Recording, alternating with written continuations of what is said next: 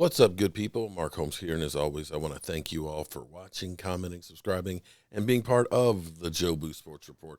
Without you guys, as well as you ladies, you know that this literally does not work.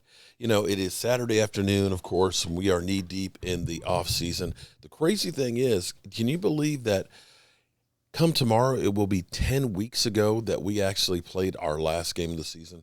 The off season is actually kind of going along pretty quick. We are already in the spring. We have made it through the NFL winter. We've had so much news and things that are going on and stuff. We've been teased quite a bit with the Cowboys about different players of allegedly having interest with the Cowboys or want to do a visit and things. And, of course, we as Joe the fan, you know, we're suckers. We want to believe that the Cowboys are going to try something different. And I know this is a pipe dream, a crack pipe dream, thinking about one Bobby Wagner, but I just can't seem to give this up. And see, here's the thing for me personally is I'm kind of a problem solver. I like to think that I have what mind I have left is kind of an analytical mind, okay? You know, I try to solve problems, and that's the thing that people always come to me with something, can you do, or we've got a problem, can you fix it? You know, or can you make this work? My wife always says that I am great at making sure that every inch of space is used up in a tight space. And so that's me as a problem solver. And here's where I've been sitting here thinking about this because, you know, Stephen Jones has been telling us, of course, that, you know, we're too broke to re-sign our punter.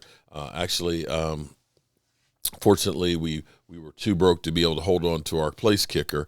Greg Zuerlein has actually signed on with the Jets, so congratulations to him. And Jets, good luck with him. And, you know, I don't wish any ill will on anybody or anything like that. I hope he has the best of luck with them. He just could not do it for us. So I started thinking because, you know, Bobby Wagner, he says it's about winning, okay? I can't change the perception that he may or may not have about the Cowboys as far as winning. But if you bring in a player like him, that has to say to him, we care about winning. You know, it doesn't sound like it's about money, but let's be clear here. It's always about money, okay? It's always about money. You have to realize that each player, of course, is an independent contractor and has to look out for themselves. The team's not going to look out for you. We already know the team, they're about getting you for as cheap as they can, and that's just like anybody. You don't want to pay any more than you absolutely positively have to, and you're always going to try and finagle ways to save more money any which way you can. And for somebody like me, I ain't got it to spend, so it's a matter of survival of me figuring out how to save some money and things. The Cowboys, well, they have a lot more money than I do. And the question would be is, if the Cowboys were thinking about getting Bobby Wagner, I still believe that this thing has taken too much time, that literally the fact that here we are, you know, getting ready to start week 3 of free agency, Bobby Wagner has to be the best free agent that's still left out there. And you're telling me that, you know, the second week you've only had 2 visits? You know, what we'd heard, here's what we've heard, was originally he had a list of teams that was his first tier, being the Chargers and the Rams. Well, he's visited the Rams, didn't get a deal. Baltimore, he goes to visit. You look at Baltimore and say, well, Baltimore definitely has had a much better tradition of winning in recent years compared to the Cowboys. And has, of course, you know, we were talking about linebackers, you know, extraordinaire like Ray Lewis and things. And looking and taking on to that level, you could see the infatuation for Bobby Wagner there. But looking at the Cowboys and the situation that they have here, of course, the one draw that the Cowboys have is Dan Quinn. Sensei Dan Quinn. Here's the question. Could the Dallas Cowboys afford Bobby Wagner if they wanted to? Let's just kind of look around and try and figure this out, because you've got to figure that he's looking for about $16, $17 million a year and wanting to have a few years on there.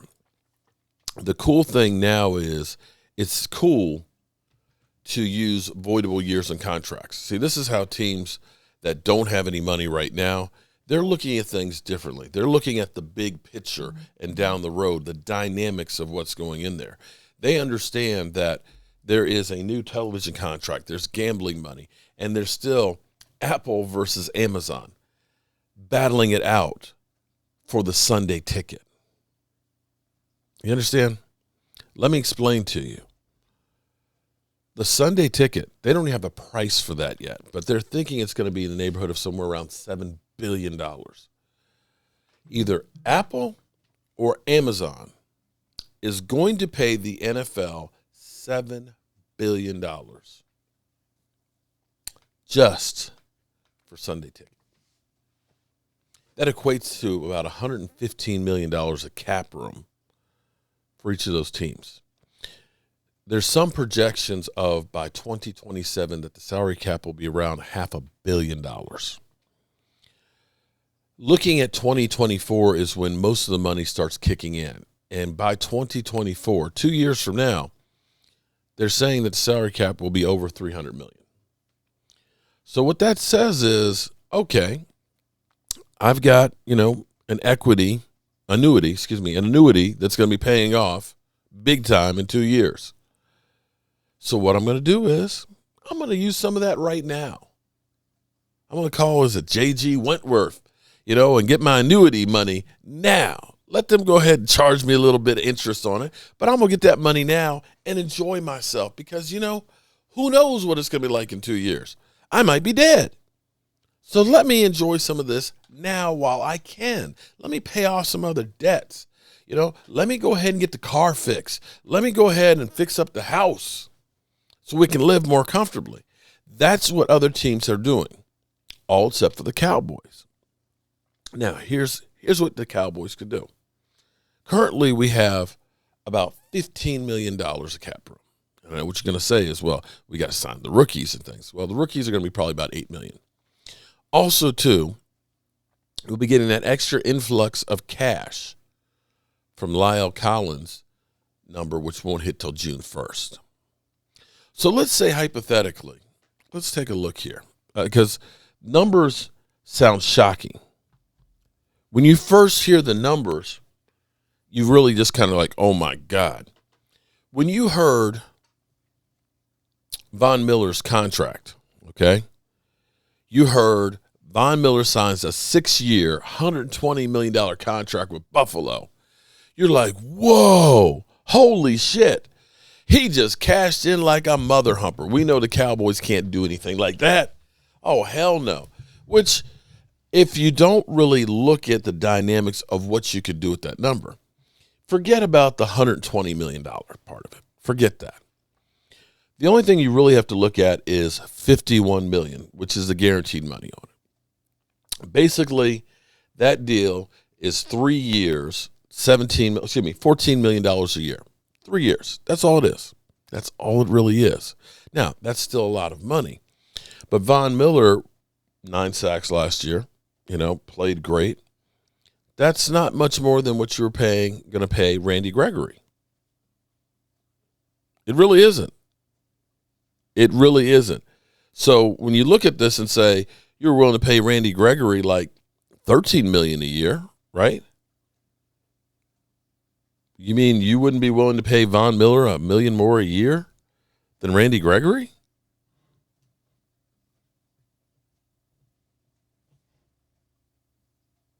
Von Miller, 2 Super Bowl rings, doesn't have boneheaded takeaways, hasn't been suspended for weed since his early years. Okay. All right. Let's dig a little bit deeper into his contract. Because here's where it gets interesting here. Because in your mind, you're saying, oh, well, shit. He's getting $14 million a year. Holy shit. We only have $15 million. How does that work?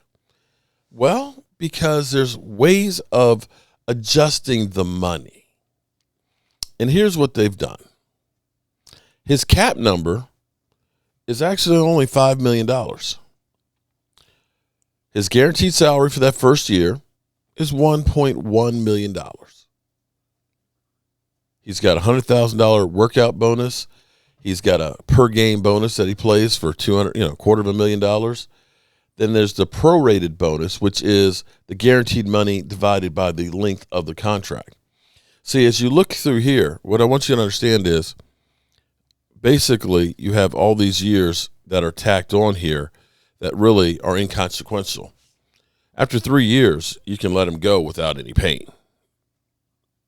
And when you look at it, the 2 years that you worry about are the next two, because 2024, you're going to get this big influx of cash that's going to go in. Next year's salary cap is probably going to be around 240, 250 million. So you just need to get through this year.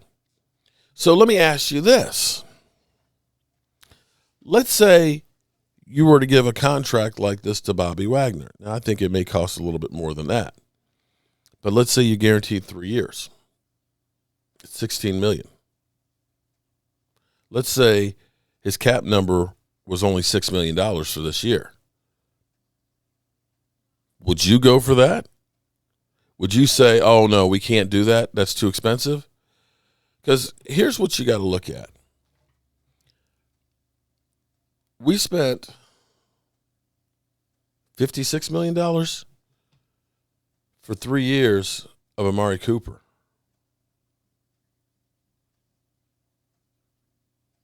Are you saying you wouldn't chance that with the Bobby Wagner? A guy who's never been any questions about his play on the field and having his favorite coach right here with him to work with him? Understand, there's no guarantees out there. When Micah Parsons was drafted, a lot of people said, dumb pick. Typical Dallas Cowboys saying, this is stupid. How could you do that? Well, as a rookie, he had 13 sacks. I want to think back to the Cowboys drafting, let's say, Taco Charlton, guy who's been in the league for 5 years. First-round draft pick. You only get one of those a year unless you trade for him. That guy, in 5 years, has 11 and a half sacks. There's no guarantees on anything. You can look at a guy and say, yeah, they're going to be a good player. You can look at a guy and say, no, they're going to suck. And there's no way to tell except for what they've done on the field. And what you've seen Bobby Wagner do on the field has been exceptional, above and beyond what you get with anybody else. And if you're honestly telling me, Stephen Jones, that you're not willing to risk for this year $6 million of cap,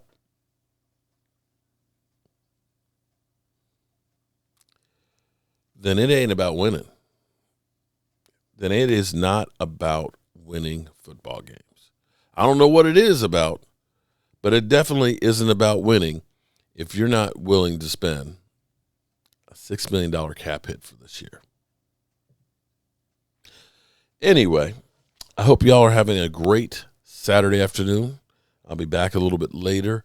Dorrance Armstrong. Could this be a breakout year for him? Could he actually be better than Randy Gregory given the opportunity? I'll have that answer in a little bit. But in the meantime, I'm going to get up out of here. Make sure you guys have a great Saturday.